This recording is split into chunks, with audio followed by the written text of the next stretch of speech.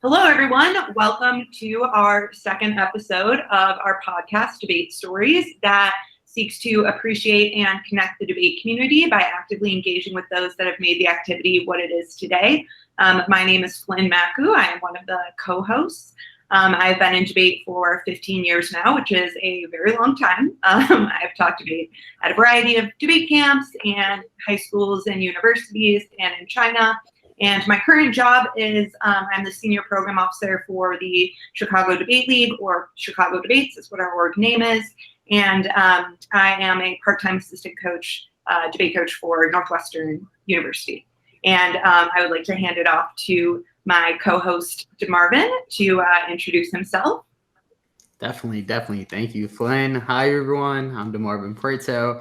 I've been a part of debate for around 6, 7, 8 years, lost count, but I started in the west side of Chicago, in a little middle school called Noble Elementary. Then I went there started debate for about like 2 years. I went to Lane Tech, did all 4 years, or Lane Tech special thing is 3 years. But then eventually, as y'all know, now I'm at Wake, and hopefully I could finish these last 2, technically 3 years strong and, just implement my legacy, not only in Wake Debate, but also Wake in general. But speaking about Wake Debate, we have a special alum. So I would just pass it off over to Lee Quinn. Thank you. My name's Lee Quinn. Like I said, I want to start just by thanking DeMarvin and Flynn for doing this. I think it's really important for the community. It's an honor and a privilege to be here. I really support this project, and I think they're doing a fabulous job, and I think the debate community needs more of this. My name is Lee Quinn. I debated at a small school in Alabama in high school, Mountain Brook. I went to Wake Forest, go Deacs. Debated in college. I went to law school at Alabama. I wanted to return home. I clerked for 2 federal judges. I clerked for the EPA, a federal agency, and I clerked for an environmental nonprofit, the Southern Environmental Law Center, where I helped with environmental litigation. And then I was offered a position to teach at Samford University, and I also teach debate at Altamont, which is a high school in Alabama. And it's just a thrill to be here. I love debate. It changed my life, and mainly just because of the people in it. So I'm happy to be here. And talk debate because it's the best. Thank you, Lee. I'm so excited to have you as a guest because I think, and I've said this to you before, that I think that you are one of the people who loves debate and loves debate people almost more than maybe anyone. It something radiates off of you, the excitement and love you have for debate. I think we're the best. I think we're the best. I think it's the best. People talk about what they do, and I'm like, yeah, but you could do debate. Come on, what do you and stuff. So yeah, I'm just happy to be here and stuff. I love debate. Yeah, it's kind of a follow-up question to, I guess, your introduction already. So you went to law school and clerked for a number of different places. I would like to talk about this environmental nonprofit a bit later, but what I think brought you out of the world of trying to join a law firm towards, being, an assistant director of debate at places? Well, the legal world's a lot more diverse than just law firms. Don't let law schools tell you otherwise. Corporate defense law firms, they exist and stuff, but there are a lot of different and I have a lot of friends doing really cool stuff all around the legal communities, not only in the Southeast, which is where a lot of civil rights groundwork is done, but DC, New York, LA. It's really it's a diverse kind of like debate. The legal world. It's you got more than your hedge funds, your law firms and stuff, but. It definitely, and this, y'all's first podcast, which I thought was amazing. I thought they did a great job. I think that it was a really strong introduction. They talked about this a little bit with their views on the legal world and stuff, but the legal world is it can kind of be a little bit of a depressing, antagonistic relationship, and I didn't find a lot of love and passion that I did in debate and stuff. And when I started debate, my mom, she was amazing. She was always like, look, if I'm going to pay all this money for you to do all this crazy debate stuff, and she crushed it, she was like, I want you to at least go to law school, try and be an attorney and stuff. And I did it. I have a 5th grade letter to myself saying I want to go to Alabama Law School. And I did that. So, kudos and stuff. But even at certain echelons and levels, I never felt the passion that I had in debate and stuff. And so, and not to say I didn't like what I was doing in the legal world. Like I really did. I liked a lot of the people that I met in the legal world, but it never really kind of scratched the itch that I kind of wanted and that I found in the debate world and the people that I met in debate and stuff. So when Stanford reached out, when I was talking, because I actually followed Allison Harper after she went to Emory. She's amazing. I think one of the best DODs in the nation and stuff. I can't speak, and even high school, I think I can't speak highly enough of Allison Harper in a lot of ways, but I followed when she left to go to Emory. I took over her position at Stanford and stuff. And so I haven't looked back. I've also been in debate now for 15 years, Flynn. So I don't think we're that old. I actually think we're all still really young in a lot of ways, but 15 years in the debate community is like, it's like dog years. You feel it's like 7 years in one, you feel a lot older and stuff. But we can talk more about the legal world, the intersection of debate and the law. I'm really proud of, I think, some of the people that Stanford has sent into the legal world. Like I love Mariah Windus. I mean, she's just an all-star, comes out of Ozarks, Alabama, never did debate, joined Stanford, qualifies to the NDT twice, goes to Vanderbilt Law.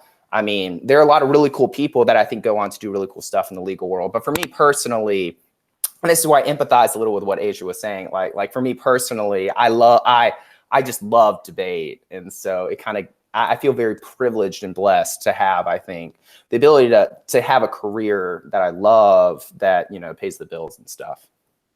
That's something that I think about a lot too, just in my role at Chicago Debates, that it's hard for me to imagine a job that would better fit the intersection of my skills and values. And so even though I have had job offers where I would have made more money, maybe I would not have been as fulfilled and happy as I am doing this work. Which is why, this podcast is also something that's really exciting to me. I'm going to skip to time a little bit. Why did you join debate? So this is a funny story. I signed up to do a Juno. I don't know if y'all know what Juno is, Junior United Nations drama debate class. So it was a 7th grade elective going into middle school. And I just heard good things about this class. You guys, I actually always said a lot of law and a lot of debate is actually just also acting. I really liked acting. And I've told people this maybe in a few decades, if I have some spare time. You never have spare time in debate. But if you do have some spare time, actually doing some side acting things, I don't know. I like acting.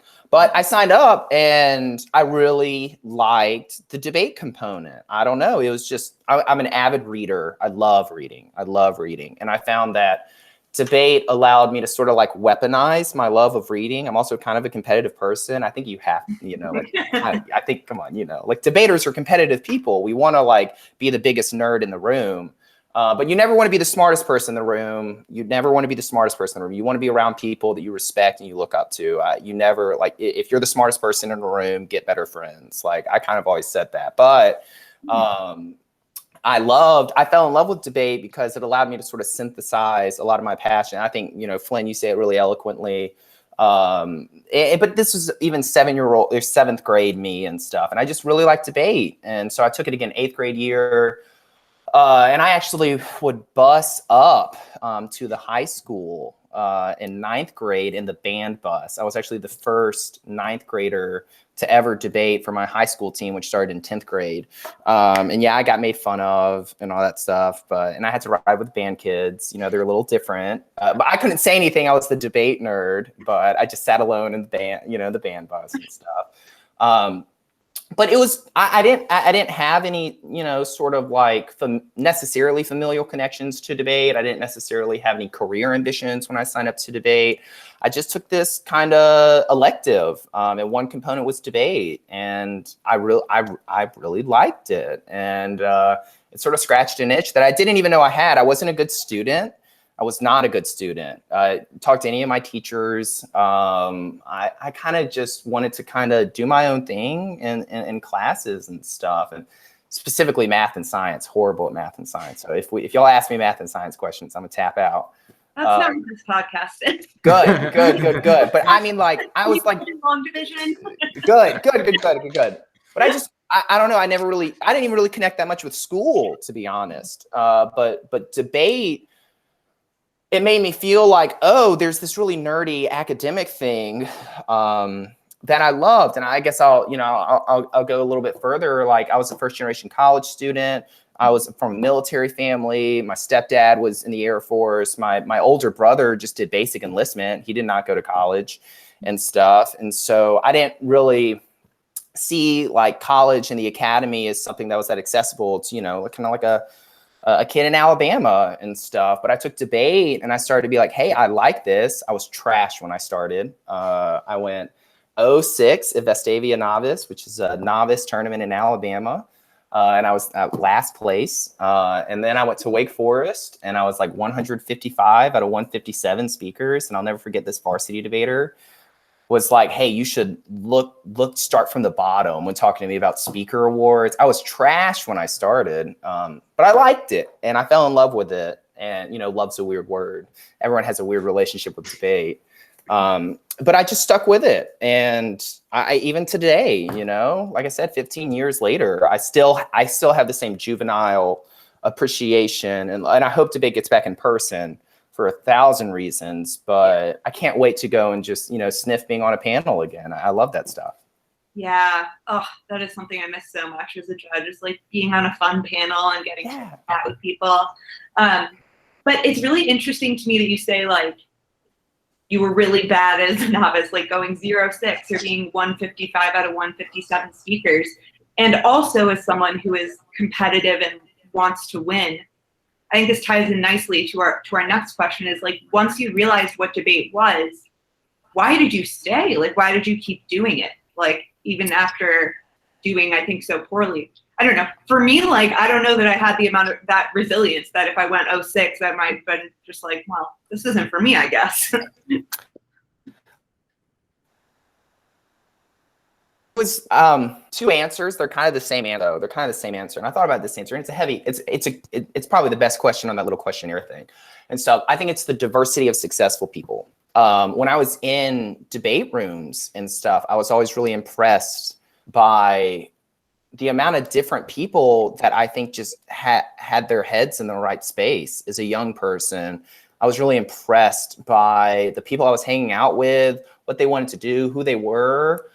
And I never really got that sort of feedback from other rooms I was in, other communities that I was in. I mean, I played football for 7 straight years and I was like awful. I was like a bench warmer. Like I never left. Like it was really embarrassing. My mom started to fight with the coach once because they weren't playing me. Like trash. But when I was in a debate atmosphere, I felt like I was around good people and I felt like they pushed me. And like I said, you never want to be the smartest person in a room. You never do. You want to be around peers you respect. And I got that out of the debate world. And I was like, well, look, they're doing really well. And this is what they're telling me to do to get better. And I felt like it was a lot more rewarding than going and just playing like video games, which, they're fun and all, but it's like, they're video games. It's trash, right? It's trash. And maybe go hang out at a mall, but or you could just cut some cards, man. And so for me, the reason why I stayed with debate was because it had a diversity of successful people that I looked up to and I respected. And part of me wanted to be like them. Part of me wanted to be better than them because, you want to be like, oh, you can do that. Well, maybe I can do it better and stuff. And it was not easy. It took a lot of, resiliency is an okay word. I'd like to use the word stubborn. I'm pretty stubborn. I didn't like being told that I couldn't do something. And my relationship to debate was funny. I mean, I'll never forget, I went to my first debate, my second debate camp. I started going to Sanford debate camp, love Dr. Galloway, love Sanford. I think Sanford has a special place in the debate community for what they do in the Southeast. But I went to Michigan State. I was in Will Repko and Dave Strauss's lab, and there was this kid from Chicago. I won't get any deeper than that. No, you got to. No, because we're all kids. I won't get any deeper than that. But they were like, "Oh, you're from Alabama. How'd you get here, mule?" And like the whole lab laughed at me and stuff. And I was just like, "You." Well, now I need to know. No, I'm not. No, I'm not that type of person. I don't like to.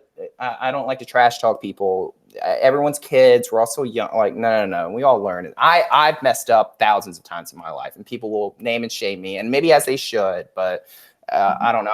I'm not trying to go that deep right now and spill some tea. But they were just like, "You're from Alabama. How'd you get your mule?" And like everyone laughed and stuff, and I was like, "You." I was like, "You're my you, right?" And I like, and I took it so personally and stuff. And I actually top speakered the like tournament and stuff. And I went up to that kid at the end. I was like, "You got beat by a kid from Alabama."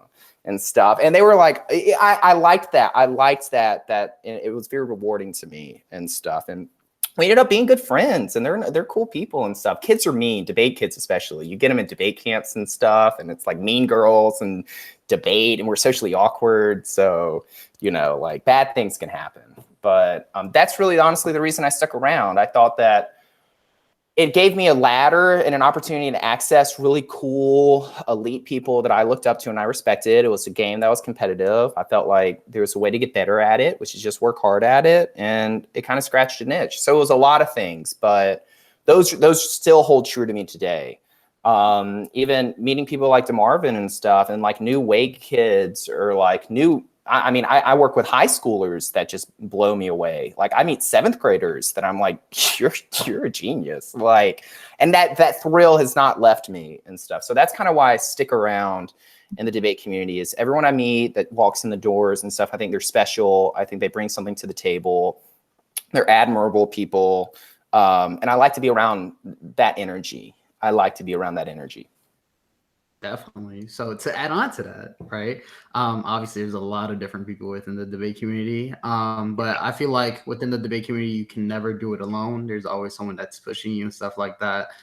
So Lee, who would your role models be, or how do you feel like a role model should act, or what type of impact they can have within debaters?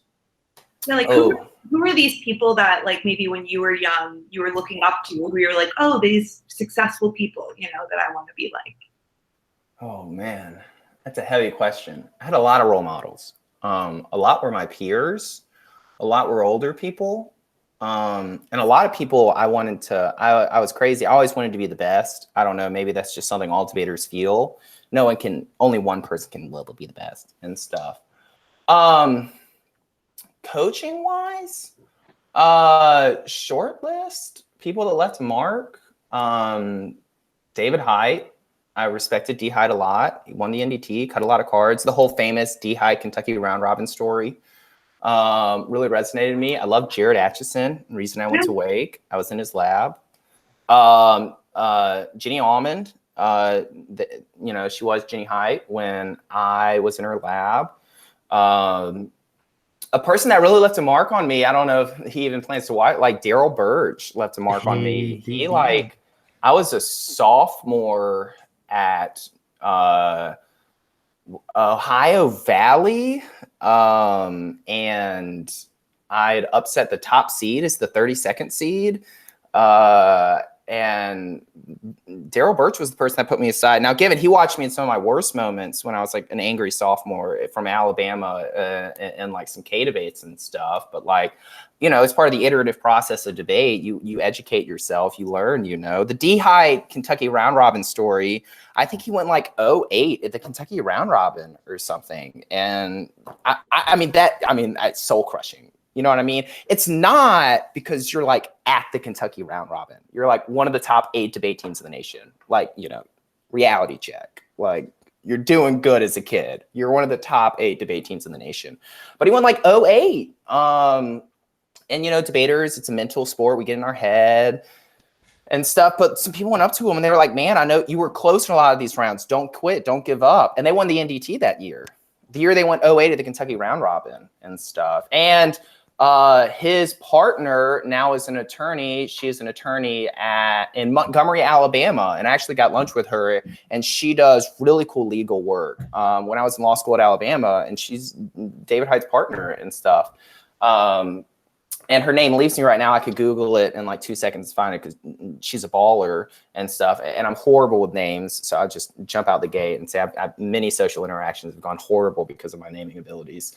So I'm not going to put my foot in my mouth. But D. Hyde's partner does phenomenal legal work in Montgomery, Alabama for like some nonprofit stuff. And I went and hung out with her and I was like, you were D. Hyde's partner. And I looked up to y'all and all this. It was really cute. But yeah, other coaches that really kind of struck me, I think those are kind of it. Some of my role model, my peers were really my role models in a lot of ways. I think I'm of the opinion, hot take, I think I debated and kind of like Flynn and I debated in the best generation of debaters. I think our 2 years were the best. Like there's some hot takes, but go look at that. Every debater says this. Go look at that 2014, 2013, 2014 NDT first round bid list. I mean, you had Georgetown AM, you had Harvard BS, you had Harvard AP, you had Michigan AP, you had Northwestern MV. Like those people, like almost all of them won or were in the semis of the NDT their entire, when they just joined debate and its colleges and stuff. And really Rutgers, right, who got the crown back. I mean, they were on one of those first round. I mean, like it was stacked. And a lot of my peers, I always felt like we were in it. I always felt like we were kind of I was trying to beat them. I was always, and there were only so many teams I never beat. I never beat Georgetown AM, and I never beat Harvard BS. But I looked up to those kids, and I looked up to a lot of my peers and stuff. But, you know, role models, I think I listed some good people. The list is also real. Adrian Bravero, first top speaker of the Indy, first Copeland winner, I think, from Wake Forest. Jordana Sternberg, Westminster's director of debate, crushed it at the high school level. There are a lot of people in the debate community that I really looked up to and respected and stuff. And like, I could write a whole list about people that I looked up to, and I was like, wow, y'all are like awesome. And I kind of want to not just be better than y'all, but game respect game, you know, like I respected them a lot. Yeah. Yeah, I don't know. This is maybe also self-serving, but I agree. I mean, I think that those years were the best. But we are not objective. But one thing I kind of want to go back to in terms of like, why did you stay in debate, and a little bit related to you saying like you weren't a good student, you weren't interested in school, is do you think that part of that wanting to go back has to do with having ADHD? I know for me it did, because it meant I could hyper focus on things I was interested in, and there was this immediate like reward, like if you want to debate, you know, or like immediate incentive to do that work. I think so. I have ADD. My brother has ADHD. They're very different if you hang out with us. But I don't think they're necessarily like, you know, and this heavy stuff is complicated, and there's, you know, a lot of literature about this and stuff, and I'm not an expert on it and stuff. But I think in a way, if you can learn to just like lean into it and weaponize it, you know, it can be a blessing. I think there are a lot of famous, successful people that deal with certain sort of whatever, you know, the vanilla view of what it means to be able-bodied in America wants to make you believe. I think that there are a lot of people that don't necessarily conform to that do successful things. For me, yeah, I loved how fast-paced, bang, bang. You know, you have to juggle so many different things in milliseconds, and then you get the immediate feedback reward and stuff. I never got that in school. Like, I never got like the, oh, I'm a mess you up in this cross-X, and then like the judge is like, oh yeah, and I was just like, oh yeah, right, and you're like, yeah. It was very immediate. You have to juggle so many different thoughts. I mean, you're speaking at like 6 to 7 words a second.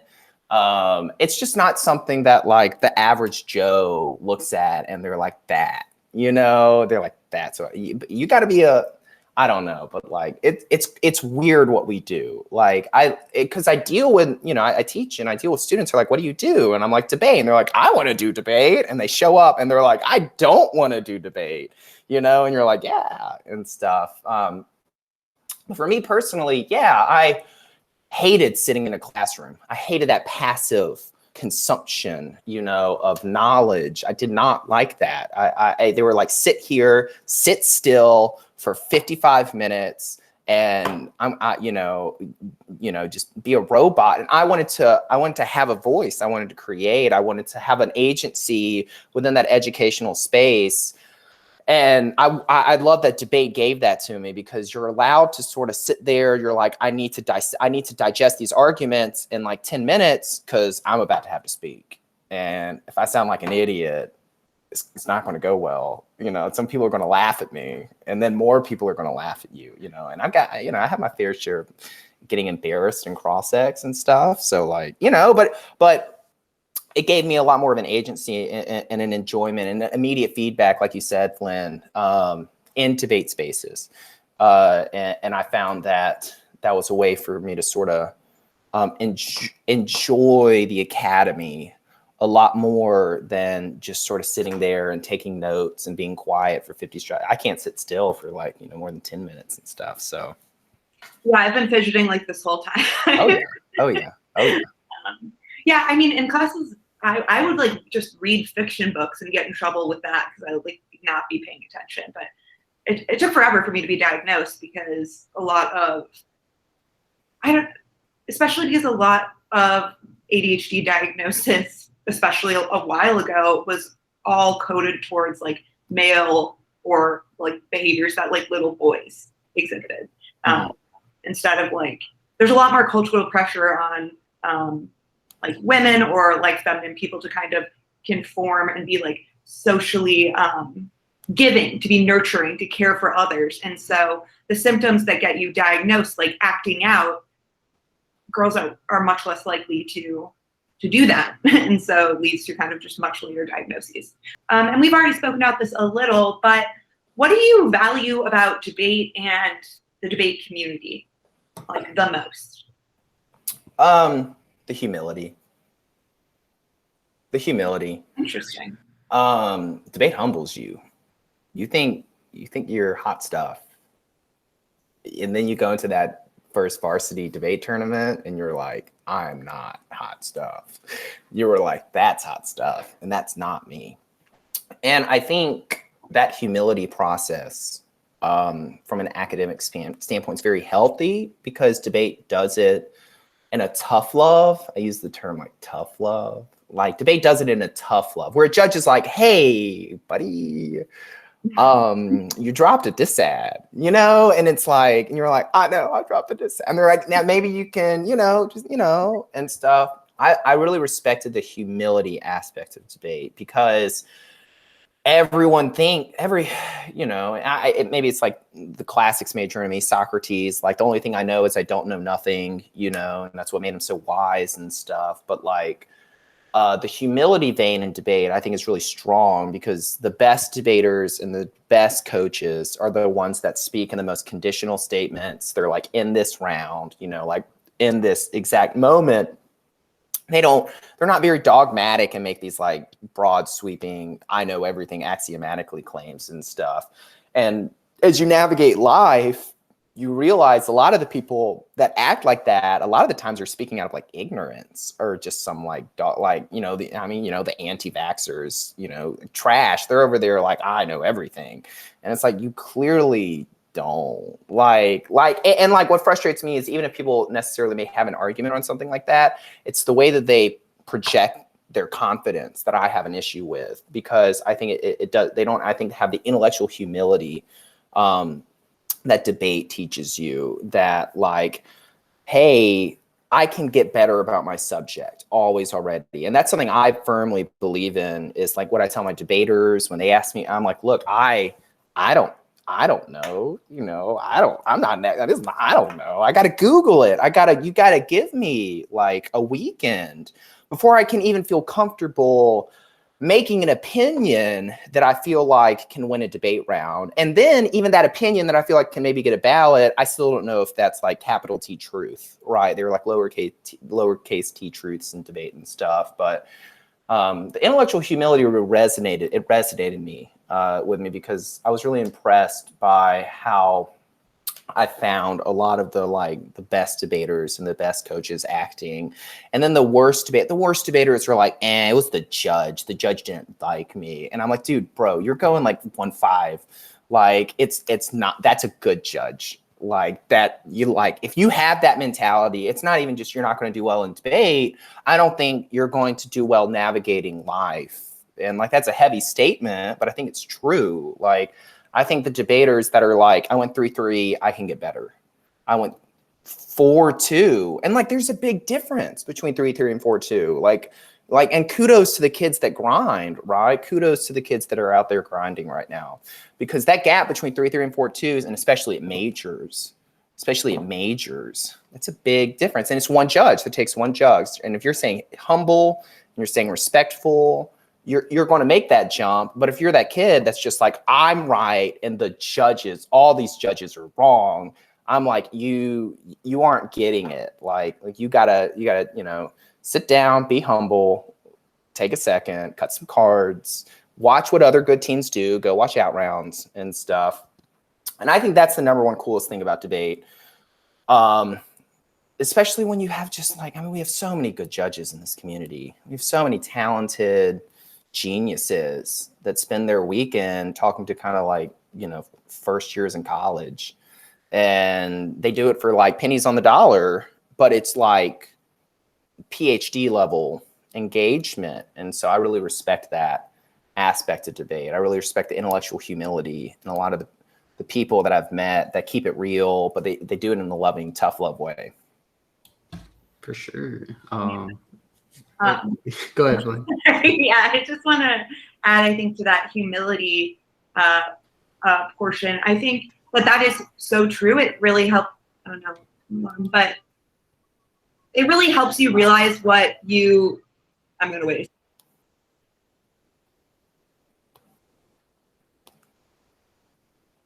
Okay, on that humility point, I think it's really true that debate does humble you in like an intellectual way and really helping you realize how much you really don't know. Because I remember in high school, like I went to a very like policy focused high school, like GBN, kind of thought like the general attitude at the time was just like, okay, stuff, whatever, like it's not really worth our time, doesn't make sense. And it was really when I got to college that I had so many more of those debates that I was like, okay, I clearly don't understand enough. Like, I don't know enough about what's going on to like even keep up the pace. And so, I mean, that resulted in me minoring in like women and gender studies and African American studies. So I was like, I need to do the reading if I want to like learn, which then shaped debate arguments. Yeah.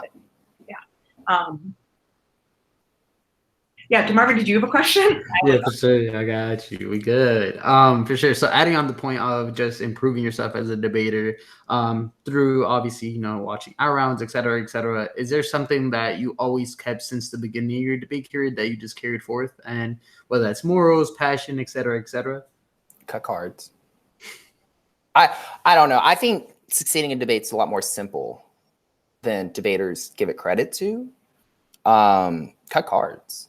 I mean, it kind of synthesizes what Flynn just said. Like, it's almost like you watch Harry Potter and Snape is like defense of the dark arts. In order to know you got to beat them. Like, that's true of every argument in debate.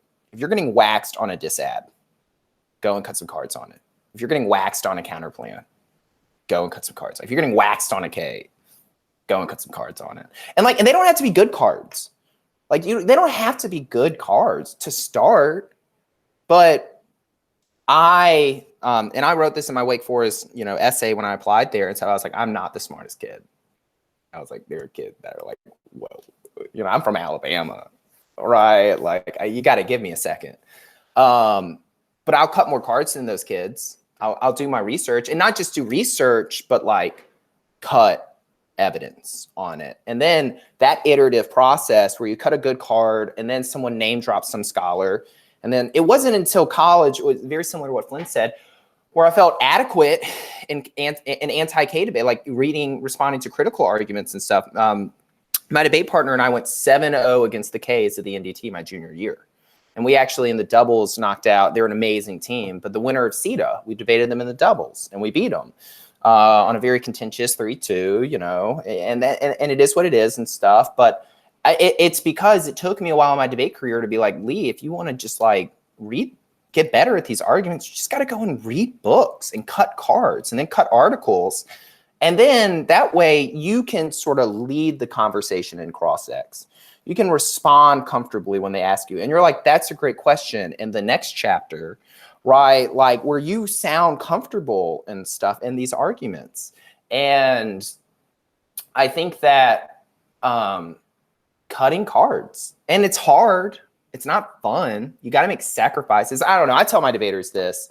I'm a big Alabama football fan. I love Nick Saban. I love his mentality. You know, he's like the process. We got to focus on the process and stuff. And I tell my debaters this. I'm like, if you're here on a debate scholarship, think about what Alabama football players do. Those kids grind. They wake up, they go to the gym at 5 o'clock in the morning, and they crush it. And they crush it. And they go hard. And they're on a football scholarship.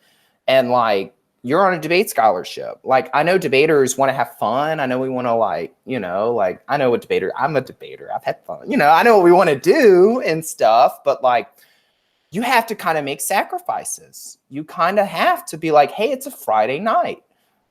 I need to cut cards. And everyone's like, bro, we're going out. And you're like, no, like I gotta go to the squad room and cut cards until 11 or 12 o'clock at night. Cause I always knew, and I guess it helped. I always knew I wasn't just going to pull a win out of a rabbit's hat. It's just, I'm not that smart. There are kids that can just run circles around me, and they could, if I didn't have cards on at least some evidence. And then by your junior or senior year, you're like, let's talk about X scholar. I've cut 200 cards in my debate career about X scholar.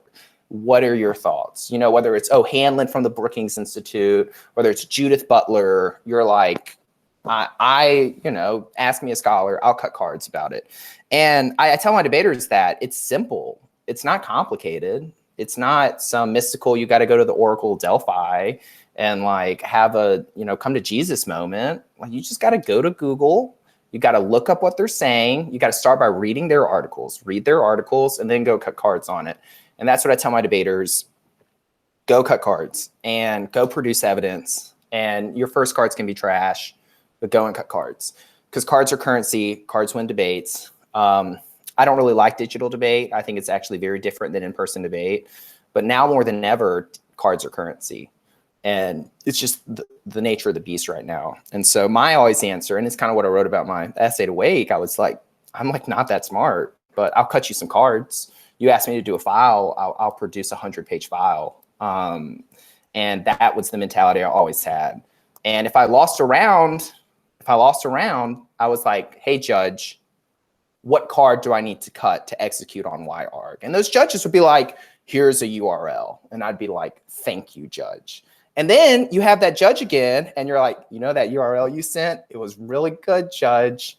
And then you drop it on them. And then you're like, okay, I still may lose the debate, but I did what I needed to do, you know? And like, you can still lose that debate, but I think cutting cards and stuff is the number one responsibility of a debater.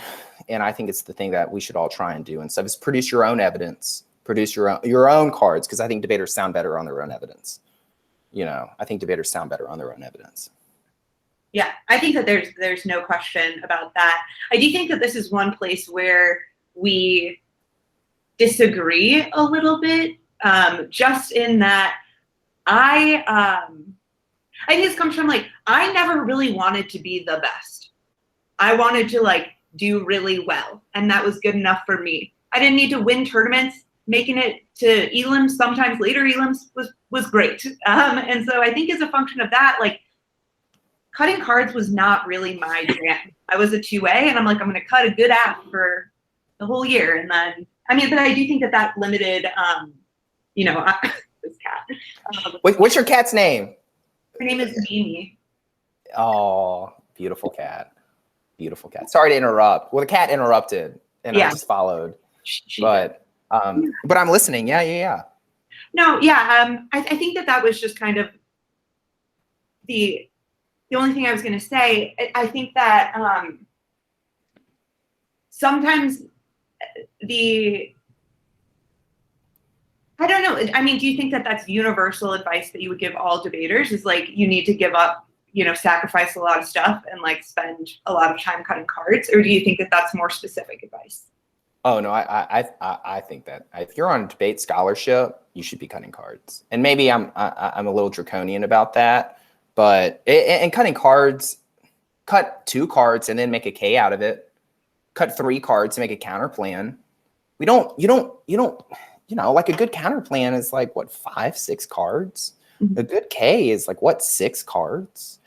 A good disad's like what 10 cards. Like you do that on a Friday night. And like it doesn't have to just be cutting cards. It's not the Borg. But you got to produce your own arguments. You got to find a way. You got to produce your own arguments. And what that's called is cutting cards in my book. And I think you want to be producing your own arguments that you can spin, that you can punk kids on and cross-ex and stuff. And I'll shoot it to DeMarvin. What do you think? What do you think about this dialogue? What do you think about these questions? You got me. So I'm a K debater. No, I'm just playing. I mean, you're just a debater. You're just a debater. You're just a debater. No, you're just a debater. But I feel for that, obviously, there is, I guess, benefits to cutting cards. Obviously, Lee got success, accolades. But I also feel like there's something that just cutting cards can't do, right? Obviously, you could add your tag to it. You could highlight all the cards you can, but if you have the ability to, add your own spin, obviously, cards can only take you so long. It's what you do with those. And I feel like you just gotta, know what you're doing. Obviously I would say reading is important too, but just having the passion for what you're reading, right? For Lee, it might be, have the passion of making that good argument. For others, it could be having the passion of, embedding that argument within their, lifestyle, within their, argumentation, things like that, if that makes sense. No, that makes perfect sense. I love that answer. And this is what I mean. Like, this is why I like this podcast, to go for a circle, is because what y'all are doing is y'all are giving people in the debate community the opportunity to just share their knowledge. And like Flynn said, nothing's really objective in this world. I always say everything just starts with the judge. Like, you want to ask me how to win a ballot, who's in the back? Like, anyone's like, what do you think about this arc? I'm like, well, I'll tell you who's in the back, right? Like, that's maybe the one truth of debate, capital T truth, is like you look in the back. But the way that you get to connect to the widest array of those judges in the back is through this process of talking to different people and stuff. And so that's why I love y'all's podcast. And the idea of it is that y'all allow people to speak upon what their thoughts are. And through that, we can, get a good window into the debate community. Yeah, thank you so much. I feel so flattered. But yeah, I mean, that is our intention for the podcast, is we want to kind of welcome on anyone who wants to be on. Not everyone. There are, I think, some hard vetoes that I would have for people. I agree. There are some unhealthy people in the debate community. I agree. But I think that that's so true. And I guess I kind of want to move in maybe to a little bit more of a controversial opinion you have, because you just mentioned this kind of, draconian policy about cutting evidence. This cat is a huge issue. But something you just said is, in my book, producing your own arguments equals cutting cards. And you have also been known to say that, like, K-AFs are cheating. I guess, can you explain a little bit more in terms of both of those things? Because I think that there are many, many debaters out there who would strongly disagree with you and feel like those statements are exclusive and demeaning towards other types of debate. Yeah, I mean, but I think if you're reading a K, you should cheat harder. Like, I think K's right now is actually half of its potential. I think a lot of K debate has been reduced almost like maybe intentionally so. I don't want to get weird. Everyone just stands up and reads like a cap K. And I'm like, bro, cheat harder. Like, stand up in the 2 and C and read. I was actually, in high school, I was actually kind of a K debater.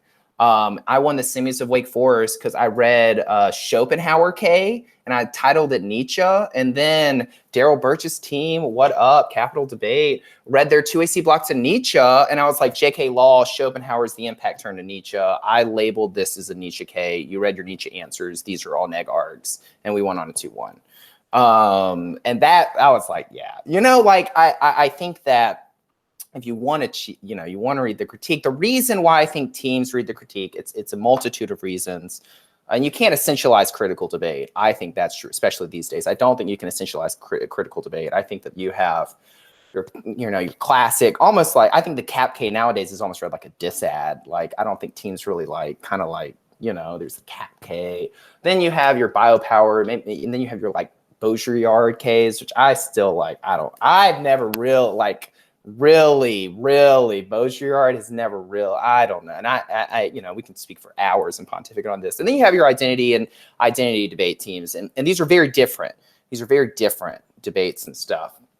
I think the purpose of a critical app is for strategic purposes 9 out of 10 times. I think that a lot of the reason teams read it is to sort of generate some sort of asymmetry. And I actually have a soapbox about this. I actually empathized a lot when K-Debate, I think, was really turning the corner when we were debating Flynn, when Rutgers won the NDT. When we were debating, the K was really this way to sort of reduce some asymmetries in the debate community, because like Northwestern and Wake Forest and Emory had just dozens of coaches. And there were just programs that just like couldn't compete and stuff. And like I said, it's a soapbox. Like I've never shied away from controversy, because one, I respect people. I try not to, denigrate people individually. It's just how I perceive things. But I think what I see nowadays is that more dominant, well-funded programs are the ones that are crushing in K-Debate right now. Harvard, Wake Forest, Kansas, right? I'm seeing a lot of these mega programs now are the ones that are reading a lot of critical arguments and crushing it. And like RIP, like small programs that have collapsed, like Concordia, right? Good K program. They had good debaters. We debated them a lot and stuff. And then their program gets shuttered and stuff. And that breaks my heart. And we can segue later into that conversation about what I think concerns about debate and stuff. But my opinion about it right now is that, like, yeah, I think that a lot of critical affirmatives are used to generate an asymmetry against teams to sort of put debaters in a wheelhouse that they feel comfortable, that they're experts in. And that's chill and all. And if you're going to do it, go hard, right? Like, don't stand, like I debated this one. There have been funny more. I'll give a funny little war story here. The panel was me, Whitmore, and Viveth, right? So 9 out of 10s on the far right spectrum, right? And it was this Pittsburgh versus Wayne State team, I think, Minnesota team. And this Minnesota team was like, oh, look at this far right panel.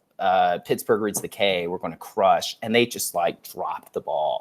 And Pittsburgh was just like, bro, y'all are not that good in this debate. And it was like a 3-0 for the neg. And we were all like, yeah, I know this is the panel, but yeah, you kind of got to answer these args and stuff. And something similar happened, I think, at this NDT. I was on a panel with, I think, Scotty Phillips and Rayvon. And it was like a GMU, I forget who the neg was and stuff. And it was a 3-0 for the neg, because they just kept dropping the Psycho K. And I was like, you're reading Russia bad against the Psycho K. I do not understand how these things I'm not so axiomatic as a judge is to think that these arguments, I'll never vote for them. I think that actually causes debaters to trip up in front of me. I actually have a fairly reasonable record for voting for K teams when I think that they do the better debating. But my position, it's a little different. My position comes from being, I think, a coach at a small program. Sanford only has 2 coaches, Dr. Galloway and I. And Dr. Galloway, he's an adult. He's got 2 children. He has to teach from home because of COVID. That's a lot of responsibility for a director of debate. And nowadays, you'll have certain judges who will just never vote on framework. They're like, I don't believe it and stuff, which is chill. I get that and stuff. And then you'll debate a KAF, and it's a very niche KAF. They're like, we don't even talk about the topic. Here's this X author. We're experts in it. And if you don't got offense against that X author, you're almost kind of SOL before the round out even starts and stuff. And I think that makes me sort of sad, because you try your hardest to sort of, sweep the field. And what really frustrates me is and like hot takes, bring it on, Ivy Leagues, but like hot takes, but like it really frustrates me if it's like a Cornell or Harvard or like some Ivy League program, and we're good old Sanford in Birmingham, Alabama. And they're just like, here are our 5 coaches. We cut this one out. You don't have offense to it. And the judges like check and stuff. And I think that is where I think I have a little frustration, is what I would say, is where it makes it almost, and I get why some people feel a certain type of way that again, just overstretches research burdens. It makes it really hard, I think, to be competitive. So now what's the answer to this? Cut more cards. That's right? What you said is like cut cards. So yes. Yeah, exactly. I mean, that's why I'm in it, Flynn. I mean, I'm in it. Like, yeah, that's the answer. You don't go cry. You go cut more cards. But you also say in your paradigm it's cheating. I think isn't that a little bit of whining and going crying instead of cutting cards? Yeah, you can call it whining. I think that's strategically the point. Mm-hmm. That's why I ran Ks when I was in high school at Mountain Brook. I didn't have a coach. I did not have a coach. And so I would like look at Westminster. I would look at Glenbrook North, and I'd be like, I can't stare down your alumni and be like, look, I'm like failing physics, but I do think that critical debate is strategic in a way that it allows you to sort of leverage unique arguments in a way, and niche field points and subjects. And like, if I stand up and I read my sick dip cap disad or on deal disad, you're just going to get laughed out of the room and stuff. And so what it does, I think, is a coaching perspective, and this is maybe different than me as a debater and stuff, is it widens the field. And you don't have to just have some cards on it. Like, you've got to have like better cards. Like, you got to, if you want to win NDT rounds, if there's a certain type of panel and stuff.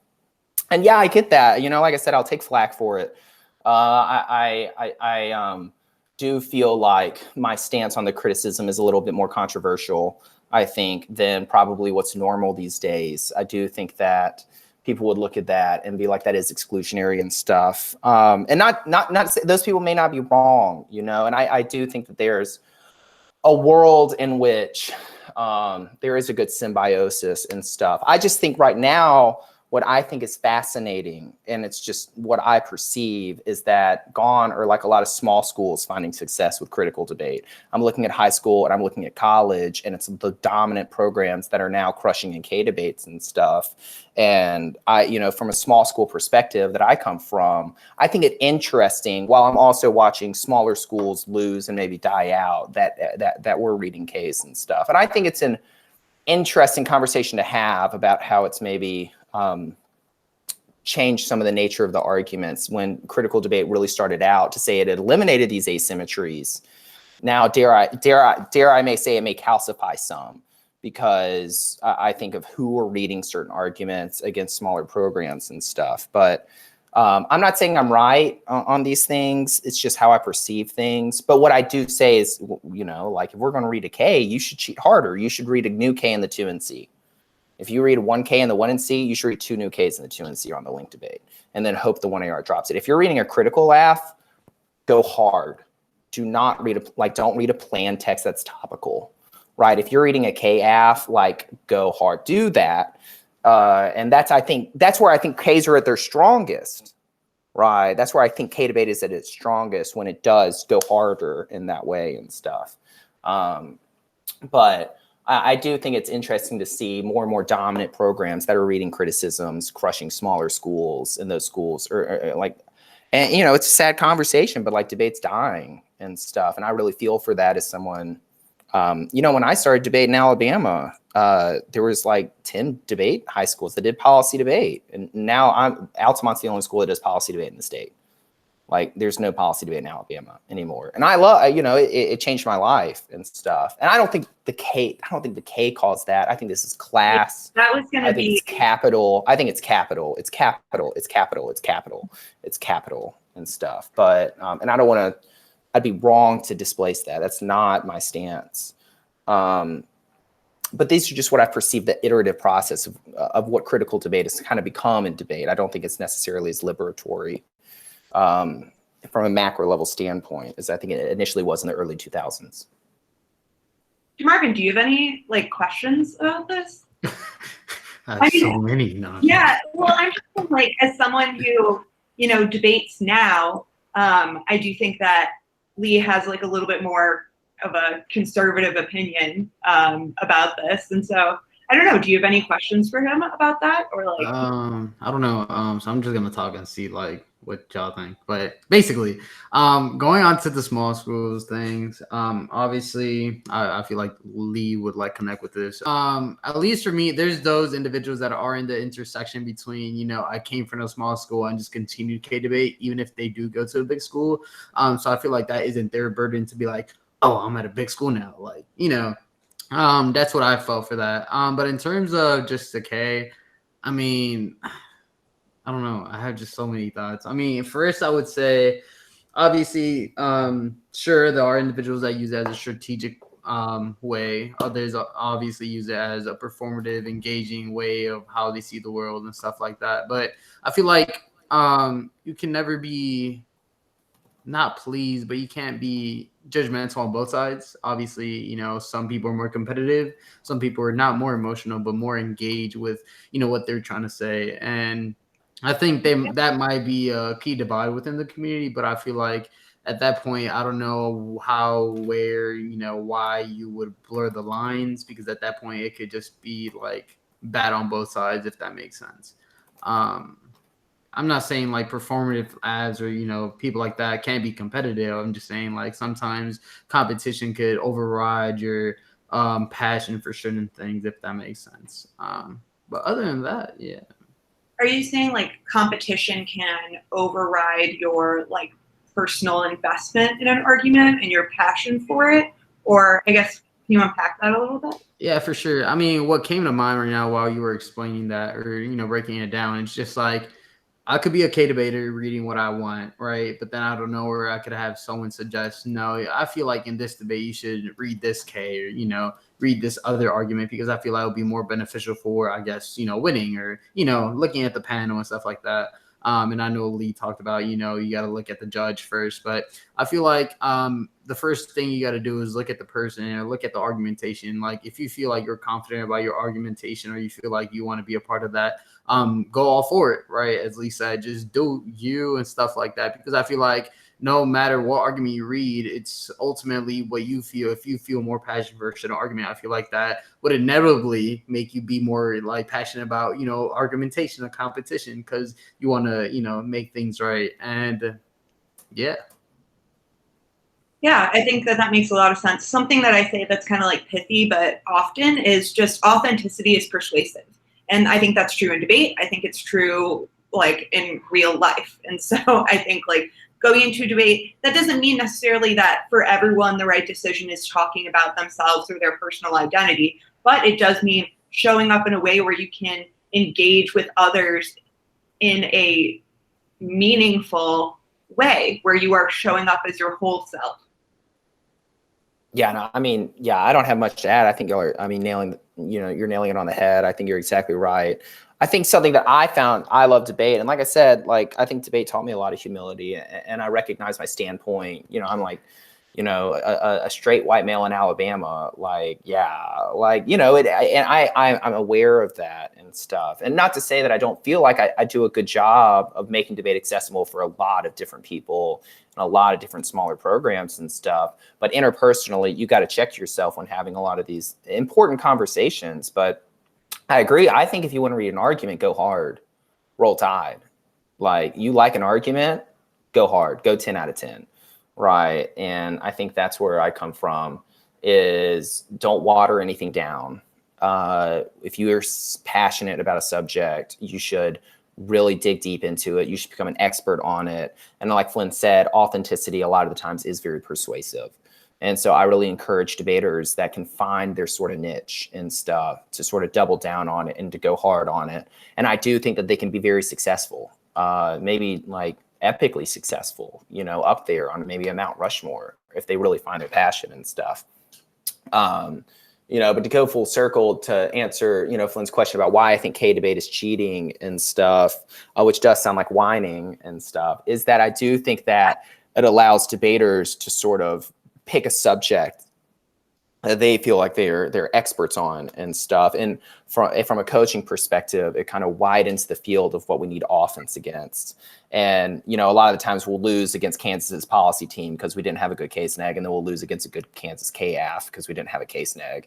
And I'm just like, well, you know, but the answer is just cut more cards. And I think that's something that I take dear. And I think that's one of the reasons why my teams don't get burnt out, because I've had policy coaches come up to me and they're like, Lee, don't you hate this case stuff? Like, what are your kid? And I'm like, you just tell them to cut more cards, right? Like, that's the answer. Like, you engage in it. But I do think that it's sort of widened, I think, the gap of what's required to get into deep elims of tournaments and stuff in front of certain panels and stuff. But I do think I may have more of a controversial view on their criticism than I think what is probably normal. But I also do think that when debaters debate, they should sort of double down on what they're passionate about, and like, you should go harder. And I do think it's silly when I watch like bad cap Ks. Like, I'm like, come on, like, you're gonna like when I watch K teams just read this vanilla cap K, I'm like, bro, like, come on. Can I just say, like, one of my least favorite things is someone who is oftentimes judging like a more K versus policy team is like the policy team reads this cap K in the 1NC, like extends it even in the 1AR or 1NR, and the 1AR just like drops all over the place. It would have been very easy to give it 2NR, and it's just like, nope, always framework. And I'm like, I guess the 1AR made the right call in like dropping all these arguments. Exactly. Like, exactly right. Like, yeah, I'm just like, what are you like, what are you wasting everybody's time? You're wasting everybody's time. Like, yeah, like, come on, roll time, like, go for it. I don't know and stuff. But I'm not an expert in any of this stuff. I'm still learning. I still got a lot to learn and stuff. These are just kind of my views from my standpoint and stuff in my experience. But again, I probably partial and biased. But no, I agree exactly, Flynn. I'm like, why did you even waste the oxygen? Yeah. What are we doing here, everybody? What are you doing here? And stuff. What are you doing here? And stuff. And it's just, don't get me started. Don't get me started on this. I mean, I got a lot of topics. I got a lot of hot takes. I know that to be true about you. Yeah, I got a lot of hot takes. But I would like to move on, I think, to, otherwise it's going to be a many hour-long episode where we just complain about, or we're old crotchety folks about like, get off our lawn. We debated. I don't know. DeMarvin's here to check us. DeMarvin's here to check us, Flynn. Yeah, that's good. Yeah, that's true. He does. So what are some issues that you see within debate, and what do you think about them? Capital, money. I'm existentially concerned about our activity. I think I'm existentially concerned about our activity, and I'll get heavy about this. Debate is dying. When I debated in high school in Alabama, there were hundreds of kids, and now there's like 2 or 3 really rich white schools that do it. And there are some programs that check against that, like Speak First in Alabama, that I'm a big fan of, you know, we donate to and stuff. But across the board, college, I mean, you're just seeing horrible retention rates. Capital is it's an easy answer because debate's very privileged. It's very elitist. You have to engage at a certain level of privilege, I think, to not only compete at debate, to win. I think 30% of it's cultural. We live in this community where, like, we if you're not a winner, you're a loser. Here's my cat, Harold. I think 30% of it's cultural, where kids are like, well, if I'm not winning at debate, why am I doing it? I can go and win at Fortnite or some waste of time and stuff. But I think a large part of it's capital. I think we need to be doing a better job of funding nonprofit debate organizations that give kids access to a mic. Shout out to the Chicago Debate League. hey, I got my cup. National Debate Expo, NAUDL, right? Like, Sorry, just one quick comment about NAUDL. I recommend anyone who's listening, if you would like to donate to an urban debate league, donate to a specific urban debate league and not to NAUDL. I think there's a lot of misconceptions in general within the debate community about the relationship between NAUDL and the other leagues. We don't get funding from NAUDL. Like, that's a great point. I didn't know that. I think that's great, and I think that's a good. I think it's good to point that out. So thank you for pointing that out. And I donated to Chicago debate. I mean, Sanford's debate camp is free to all urban debaters. Sanford's debate camp is free to all urban debaters. Any urban debate league member that applies to be at Sanford's debate camp, we let them in for free because we care passionately. I mean, we do. Like, you know, I have my K hot takes, you know, blah, blah, blah. But like, we care passionately about allowing debaters to debate and stuff. And I think the biggest problem with the debate community right now, I'm down, man. We have every year, we have a lot of kids from Chicago Urban Debate League that come to the Stanford Debate Camp. And I love them. I love them. And we do it for free. And that's mainly Dr. Galloway. That's not even mine. That's Dr. Galloway. Like, I follow his lead in that. And I respect his decision on that. Because Galloway and I's position is we're not out to make money. And I can throw shots at some camps that like to make money. But I'm not. I'm just going to say that's not our position of what we think a debate camp is. We think a debate camp should be accessible and free to people that want a microphone, and we're going to treat everybody the same in that regard. But I think to add a little bit, just because we're on the subject and my ADHD brain is going to forget, but like we are currently running the Chicago Debate League camp. Like I'm directing it, and it is free to students who attend a Title I school. And if they don't, it's still like we have scholarships that we give. I think the majority of the students who attend the camp attend for free. And then the rest pay for 2 weeks of camp, like not more than a couple $100s, which is something that like we don't make money from the camp, but is so, so important for the strength of our league, because the way that our league works is a lot of our coaches we appreciate so much and they're working so hard, but they're also teachers who don't have debate experience. And so like helping kids go to summer camp from leagues when they might not have a coach who knows stuff about debate is just so important. Yeah, I'll echo that. And then I went to Marvin's input, but I'll echo that and just say that like I didn't have a coach in high school. He was an English teacher, and I had to go to debate camp and almost like Prometheus bring that back to the community and be like, yo, like this is what a dissad is and stuff. If you want, especially policy debate, right? And I ride or die policy debate. I've coached top speakers and winners of tournaments in public forum in Lincoln Douglas in high school. I have. It's on my resume. I ride or die policy debate. And if we want policy debate to grow, it's got to be more accessible. And I think it's a capital issue. And I think that America makes people think that we need like millions of people to do something to have an impact. And I don't think that's true. I think like 24 people making strategic donations can change the lives of some kids that I privileged from this community. And I want to pay it forward to some of those kids that maybe didn't think they could go to college, you know, to go get a debate scholarship. And that's how you overcome like generational poverty divides, which is like a big deal. And you just save one kid. You do that for one kid, you do that for one family. I can die happy and it just takes a few dozen actors to do that. And so my recommendation is to get involved with small local debate chapters, debate organizations, nonprofits, not just NAUDL, but just all the urban debate leagues and stuff. Donate, give back, and allow those kids to thrive. But I think DeMarvin may have a very more important than maybe mine viewpoint on a lot of these conversations and stuff. So for sure. Good looks. For sure. So I do have a couple.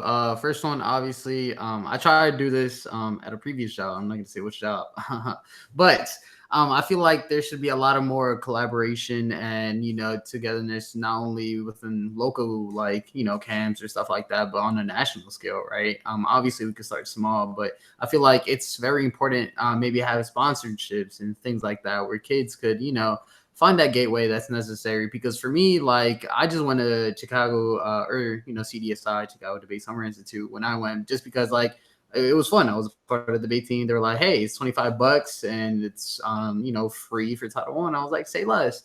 But definitely if I would have seen that, you know, you could have went to X school in like Alabama or New York or California or something, you know, had that at a reduced cost, I feel like that would have definitely been a good point, and, you know, a contention in terms of, you know, capital and stuff like that. The second thing is I feel like a lot of like urban debate leagues are underappreciated in terms of the type of work they try to contribute.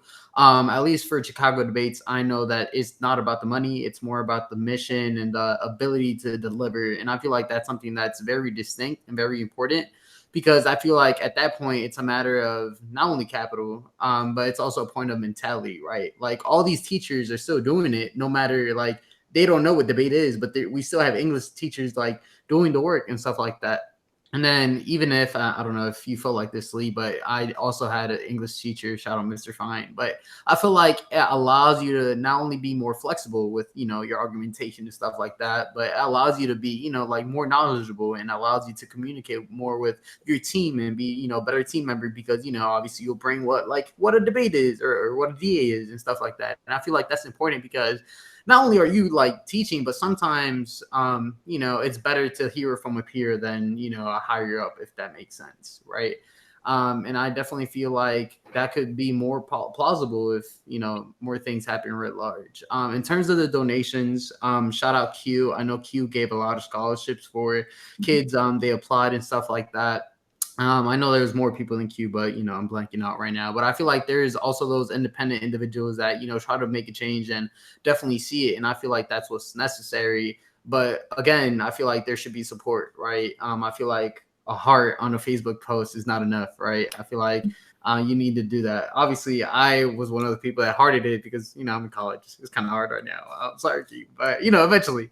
But I feel like that's very important to, not only be seen, but to be supported. So yeah. I mean, I agree 1,000%. I like O2 comments. First, your English teacher comment. Shout out Jeffrey Roberts. I mean, I think you're right when you said having an English teacher as a coach, it allows you to sort of reach outside of the academy.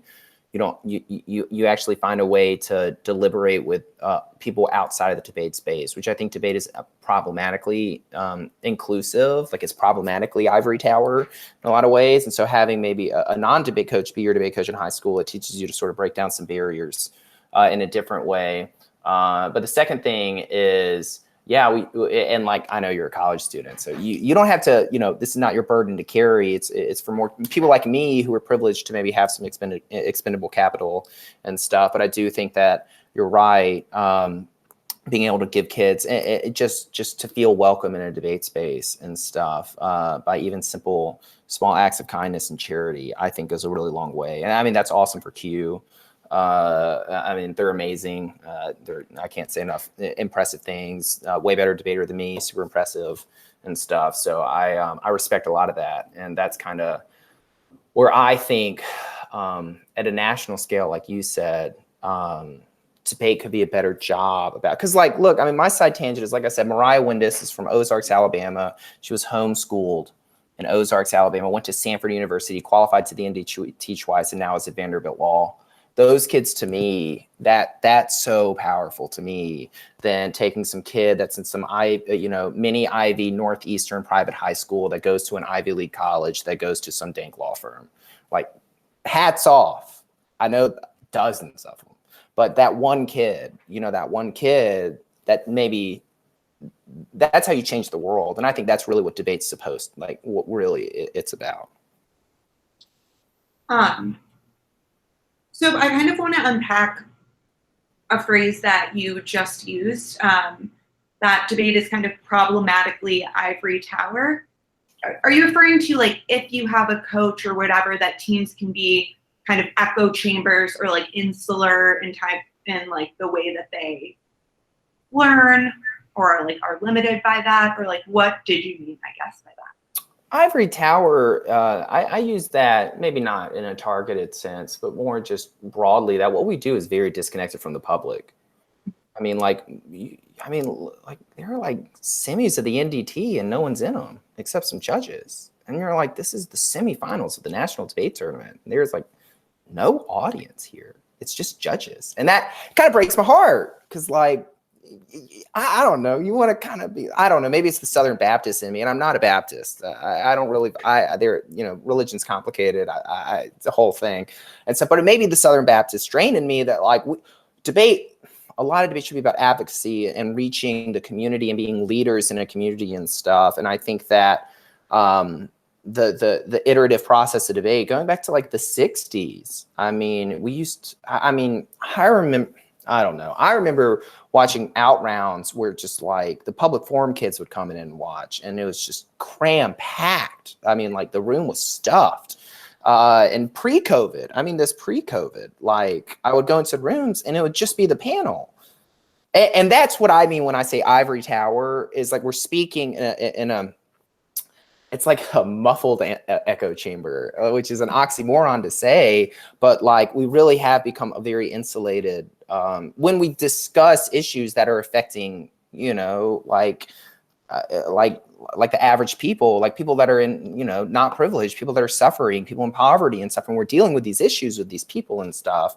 But the way that we engage in that dialogue, it's increasingly small. And like I said, an ivory tower, it's very, very elite. There's not a lot of people there. I'm not saying that makes it intrinsically wrong. I just think it's something we should think about, that the nature of the beast right now, you'll go into rounds that are super high powered and no one from outside the debate. And like, you'll see somebody walk in that's not in debate. And what do? They like nope out. They're like, what is this? And stuff. So I don't think we should change necessarily. I love what we do. I love how fast we speak. I love the level of engagement. That's the point. That's the point, is to get it to the zenith. But if we want to use debate as a vehicle to better the world, I think it's important to be aware about that and think about ways that we can break down those barriers to include people within the debate space that may otherwise feel like that's a part of the academy or even the world that they don't have a place in and stuff. So I don't mean the ivory tower more as a point. I think we're part of the ivory tower. I think I'm part of the ivory tower. Like, like I teach at Stanford and Altamont and stuff, but there's always bigger fishes. But like, no, I think it's important that we as the debate community learn how to get out and use these skills to actualize a lot of the subject matter that we deal with. Donate to good candidates. Right? Like every month I donate to a lot of really good Democratic candidates, not only in Alabama, but nationally. All politics is local and stuff. How do we engage in nonprofit work? I'm on 2 different nonprofit youth leadership boards, right? Like how do we engage in a community and take these skills and, make the world a better place instead of just like running back AFs every year and then going to work at a law firm or something like that, but that's me. I don't know. Maybe it's a hot take. Maybe that's just a hot take. Maybe ruffle some feathers from people on the right. Like, I ruffle everybody's feathers. I can't win. It's funny because that's kind of what I was about to say, because a lot of what you just said seems like a really big defense of critical affirmatives that maybe don't read cards, maybe speak slowly and speak about their own social location and their like personal connection to debate and the topic, which just seems maybe a little bit surprising or incongruous with also the idea of like, okay, AFs are cheating and we should just be cutting cards. Maybe. I don't know. Maybe it does. Maybe it does. I haven't answered all these questions yet in my mind. I'm still only 29. And stuff, but my stance on that is like, I think we as a community vote on a topic, hot take, and we should debate that topic every year, hot take. But what we do with that information and knowledge and power, we should do it to change the world, hot take. And I guess I in my head can maybe thread that needle, but some people may disagree with me, but that's chill because I respect those people, and I don't think there's, I don't necessarily think I'm totally right. It's just my position on these things. For sure. And I really appreciate you speaking openly, Lee. I think, I appreciate you coming up and like defending your views and like being honest and just so open about it and vulnerable, because I'm sure people will have some things to say about this. And I appreciate you, I don't know, like sticking your neck out or whatever the phrase is. But yeah, I guess to kind of like end on a fun moment, what is your like best or funniest debate war story? And before you start, I just want to say, wasn't there that time? Didn't you read like Schopenhauer against me at some point in high school? Yes, I did. That's a funny debate story. It calls Alexander Pappas. I did. This was at the Marquette tournament where my debate partner and I went, not authorized by our school. We went under the name Brokeback Mountain because we were Mountain Brook, and we went up to Marquette, Wisconsin. And we had known that, and y'all changed your titles of your 1AC because it was paper from extinction to like suffering. It was really cute. To no link the Schopenhauer K. Y'all were terrified. We went for the politics to sad, but that's up there. That was a funny moment. My two favorite war stories. One's real debate. One's probably like I think what sadly makes me maybe a little bit more of an interesting subject in the debate community. But I'll start with the former real debate. Semifinals at GSU, which was the season opener junior year, Harvard BS. We read the famous PGSM counterplan and disad against their Virilio AF. Everyone thought Richard Min and I were crazy in 2014, saying the Russians are invading our democracy and they're going to destroy our democracy and we should first strike Putin and take him out. And so everyone was like these crazy conspiracy theorists and stuff. And then 2016 happened and no one laughed anymore. No one's laughing anymore. Right? It happened. But some people have said that was like the first meme of debate was that where they were like, well, what happens next? And I was like, and then we just PGS them again. What are your, and then what happens after that? And I'm like, I don't think you're following. We just strike them harder. Like, this is war. Like, what do you want? They said speed bad. We said speed good. PGS. And so I don't know. Maybe that's just debate to me. You say something's bad. I say it's good. And stuff. We end up losing. I think we're on the right side of history. Trump happened and stuff, and no one's laughing anymore and stuff. We should have just, we had a chance under Obama, and we didn't act against the fascist. But that was probably like my funniest worst. That I have high schoolers that come up to me that I don't even know, and they're like, "You're the PGS kind." I'm like, I don't know your name. I'm mortified. This is who you think I am as a person. But I did say we should first strike Putin. I still am like, yeah, kind of, screw that guy. The more, I guess, real world war story and stuff is obviously, being, winning the ACC debates championship with Tyler Cameron, the Bachelor, Bachelorette and all that shenanigans and stuff. I swear, like, people that had like never texted me and never cared about debate, all of a sudden he's on debate and stuff. And I get all these texts, people that would never text me. Keep in mind, I'm like the biggest debate nerd in the state of Alabama. People that would never even consider being seen in a room with me were all of a sudden like, "Oh, do you know Tyler?" And all of a sudden I was like, "Man, where were you?" When I was in the library. I'm not following this at all. Yeah, me either. I don't know. Oh my gosh, I'm surprised DeMarvin doesn't know this. Well, that's funny. It's kind of a wake debate thing. But I debated with COVID. No, I agree. No, but Tyler, some people will know. And it blew up in the debate community too. Like, it did blow up in the debate community. But Tyler went on to be like the second place finalist of the Bachelorette. And he's who he was my friend at Wake, and he's who I debated with and won the ACC championship with. And sorry, I know who he is, but you were saying all this stuff about The Bachelor, and I was like, I thought you were like that was his nickname, or like no, The Bachelorette. That's him, and he was my ACC. He was a quarterback at Wake and stuff, and he was my friend. And I went to debate with him, and Jared was like, "Are you sure?" And I was like, "Yeah, I mean, we're friends and stuff." But we crushed it, we won and stuff. But then it just like blew up. I mean, I think we're like the third picture on Wake Forest through the decades, like on their Twitter thing, like Wake Forest, and like there's the ACC debate championship picture, like third on this whole list and stuff. And like, I don't know, it was a big deal for Wake. It was a big deal for a lot of people that were not in the debate community and stuff. But I was like, ACC debate tournament's fake. Like, it's not real debate. Like, I'll say it, it's not real debate and stuff. And but that was one that was funny because it had a lot of a lot of people not inside the debate community were like, "Oh my God, do you know Tyler?" and all this stuff. And I was like, "Oh my God, you don't care about debate. I know what you're on to. You don't care about debate and stuff." But that's probably the funnier war story. But I stand by my Harvard BS strat.